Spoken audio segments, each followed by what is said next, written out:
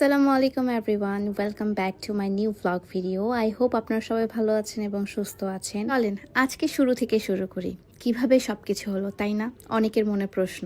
বলবো, সবকিছুই বলবো। তার আগে আমার হাজব্যান্ডকে দেখাই। আসলে শুরু থেকেই আমরা লং ডিস্টেন্সে ছিলাম। সে আসার কিছুদিন আগ থেকেই কিন্তু প্যাকিং শুরু করেছিল এবং আমার জন্য কি কি কিনেছিল এবং সেগুলো আমাকে দেওয়ার জন্য সে খুবই এক্সাইটেড ছিল। এবং কার জন্য কি কিনেছে সব কিছু কিন্তু আমার কাছ থেকে পারমিশন নিয়ে নিয়ে কিনেছিল। তার সাথে কিভাবে পরিচয় সব কিছু আমি না হয় বলবো কোনো এক ব্লগে।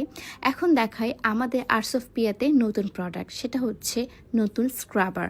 আমাদের আর্টস অফ পিয়াতে নতুন ফেস স্ক্রাবার হতে যাচ্ছে এবং এই স্ক্রাবটা বলবো যে ওয়ার্ল্ড বেস্ট স্ক্রাবার হতে যাচ্ছে। কিভাবে কি প্রসেসিং সেটা না হয় পরবর্তী ব্লগে দেখাবো। ঈদের ছুটিতে দিনাজপুরে গিয়েছিলাম এবং দিনাজপুর থেকে আমি চলে আসছিলাম ঢাকায়। এবং ঢাকায় আমি আসছিলাম তাড়াতাড়ি, কারণ হচ্ছে ঢাকার বাসাটা পুরোটা এলোমেলো ছিল, ওটা পুরোটা গোছাতে হবে এবং সামনে আমার বিয়ে। এই জন্য আসলে পুরো জিনিসটা আমি নিজের হাতে করেছি, সব কিছু এভরিথিং আপনারা ব্লগেই দেখতে পাবেন। সব কিছু এভরিথিং আসলে আমি ভিডিও করতে পারিনি। ফার্স্টে আমি ভেন্যুতে চলে গিয়েছিলাম, ভেন্যু লোকেশন দেখতে গিয়েছিলাম এবং চাচ্ছিলাম আমার বাসার আশেপাশে যেন ভেন্যুটা হয়। দেন ভেন্যুর মধ্যে যে ডেকোরেশনগুলো সেগুলো আমি করছিলাম, থ্যাঙ্কস টু ফরেস্ট লাউঞ্জ যারা আমাকে খুব কোঅপারেট করেছিল। সামিউল বাংলাদেশে এসেছিল 9 তারিখে, তাই তার আগে বিয়ে ডেটও কিন্তু আমাদের ফিক্সড হয়ে গিয়েছিল। তাই আমি সব কিছু কিন্তু গোছগাছ করা স্টার্ট করে দিয়েছিলাম। যেমন আমি আমার হলুদের শাড়ি কিনতে চলে গেলাম। ছোট থেকেই আমার ইচ্ছা যে আমি একটা বাঙালি বিয়ে করব, মানে হচ্ছে একদম সাদা মাটাও ঠিক না, বাঙালি ড্রেস আপ থাকবে, কোনো ইন্ডিয়ার ছোঁয়া থাকবে না, কোনো পাকিস্তানি ছোঁয়া থাকবে না, সব কিছু থাকবে আমাদের বাংলার ঐতিহ্য। তাই আমি চলে গেলাম তাঁতের শাড়ি কিনতে। তাঁতের শাড়ি, মণিপুরি শাড়ি, এই শাড়িগুলো আমি আমার হলুদে পরতে চেয়েছিলাম। দেখে আমার হলুদের শাড়িটা দেখায়, এটা হচ্ছে আমি সিলেক্ট করেছিলাম। পরবর্তীতে কোন শাড়ি পরেছি এবং হলুদের অনুষ্ঠানটা কি হয়েছে এটার জন্য পরবর্তী ব্লগগুলো দেখতে হবে। আমি প্রতিটি ব্লগে কিন্তু আপনাদের জন্য আপলোড করে দেব। তো আমি ফাইনালি এই তাঁতের শাড়িটি সিলেক্ট করে ফেললাম এবং তাঁতের শাড়িটি আমার অসম্ভব সুন্দর লেগেছে এবং হলুদের দিন এটা অদ্ভুত রকমের সুন্দর লাগছিল আমার নিজেকে দেখে নিজেরই খুবই ভালো লাগছিল।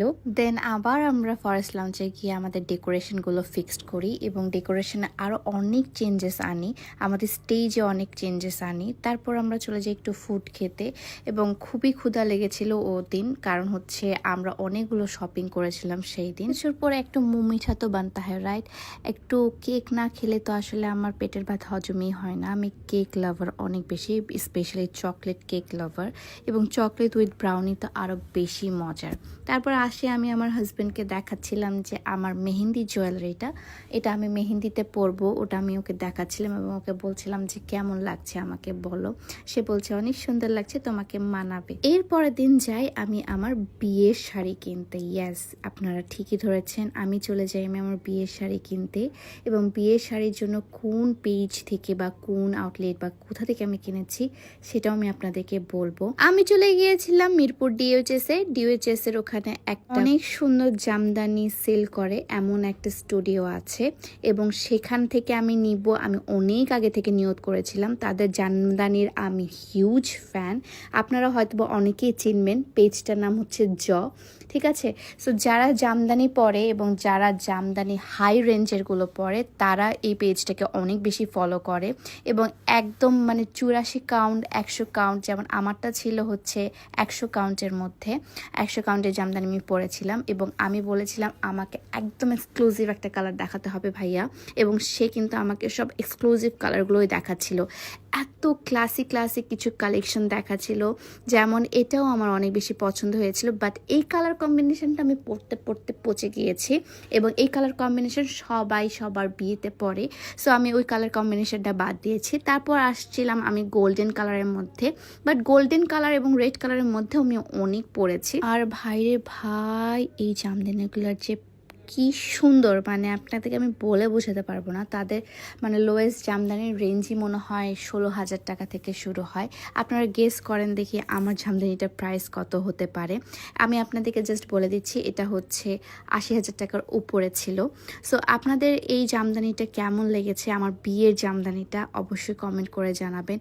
অদ্ভুত রকমের সুন্দর। এবং আমাদের দেশের ট্রেডিশন হচ্ছে জামদানি। জামদানি আমাদের বাইরের দেশ পর্যন্ত সেল হয় অনেক টাকা দিয়ে, এবং আমাদের বাংলাদেশের মানুষরা আমরা জামদানিকে খুবই লো কোয়ালিটি মনে করি। বাট যারা জামদানি একবার দেখেছে এবং জামদানি সম্পর্কে জানে, তারাই জানে জামদানি কতটা পরিমাণে ঐতিহ্যবাহী একটা জিনিস। সো আমি জামদানিটাই সেজন্য সিলেক্ট করে ফেলেছিলাম আমার বিয়ের জন্য। তারপর আমি একটা মসলিন শাড়ি নিয়েছিলাম তাদেরই পেজ থেকে।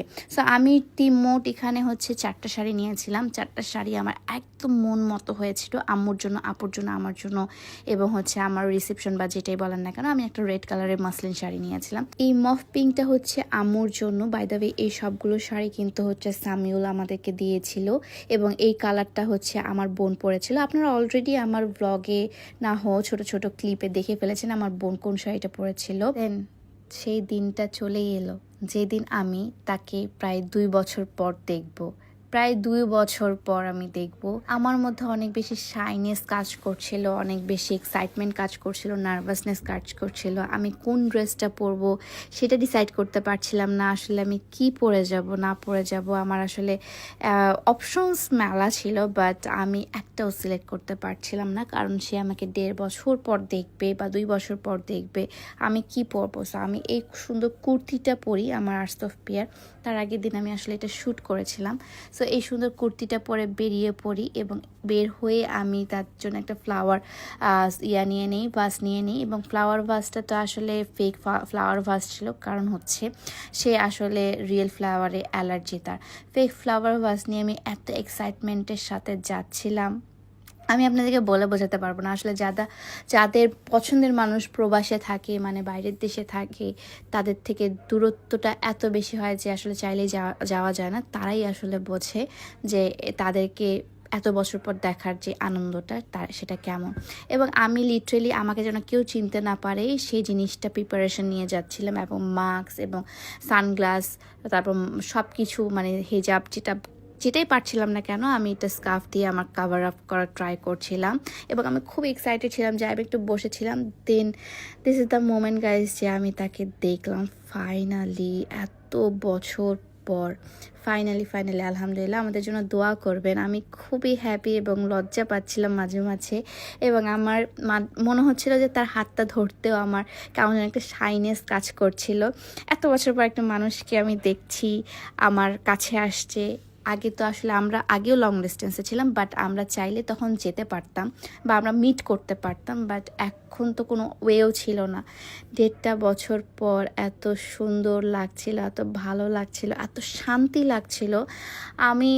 আমি কিভাবে ভাষায় প্রকাশ করব আমি জানি না। অনেকে এই ফিলিংসটা জানেন আপনারা। এবং সামিউলের কথা এক্সট্রাভাবে বলার কিছু নাই, কারণ সে আমার থেকে অনেক দূরে ছিল, বাট কখনোই সে আমাকে এটা ফিল হতে দেয়নি যে সে আমার থেকে দূরে। বা সব সময় সে আমাকে ভিডিও কল দিত, সব সময় আমরা কথা বলতাম, সব সময় আমাদের মধ্যে চ্যাটিং, মানে আমরা কমিউনিকেশনটা আমাদের মধ্যে এমন ছিল যে আমাদের মধ্যে এটা কখনো ফিল হয়নি যে আমরা এত লং ডিস্টেন্সে বা আমরা এত দূর আছি। মাঝে মাঝে অনেক মিস করতাম, তখন কান্নাকাটি করতাম। সো এটা আসলে যারা লং ডিস্টেন্স রিলেশনশিপে আছে তারাই জানে যে এটার ফিলিংসটা কেমন। আপনারা কারা কারা এরকম ফিলিংস পেয়েছেন বা পাচ্ছেন অবশ্যই কমেন্ট করে জানাবেন। আমি বাসায় এসে তাকে দেখে আমার একদমই কান্না পাচ্ছিল না, কারণ খুবই খুশি ছিলাম আমি তাকে দেখে। বাট বাসায় আসার পর আমি অনেক ইমোশনাল হয়ে গিয়েছিলাম, এবং আমি ব্লগটা এডিট করার সময়ও আসলে আমি অনেক ইমোশনাল হয়ে গিয়েছি। এইভাবেই আমি আজকের ব্লগটা শেষ করছি। নেক্সট ব্লগগুলো আরও ইন্টারেস্টিং আসছে, কারণ নেক্সট ব্লগে আরও অনেক শপিং ব্লগ থাকছে। কোথা থেকে আমি জুয়েলারি কিনেছি, কোথা থেকে শেরওয়ানি, কোথা থেকে শাড়ি, সব কিছুই আসলে আমি আপনাকে নেক্সট ব্লগের মাধ্যমে জানাবো। Till then tata bye bye, সবাই ভালো থাকবেন, সুস্থ থাকবেন, আল্লাহ হাফেজ। দেখা হচ্ছে নেক্সট ব্লগে, বাই।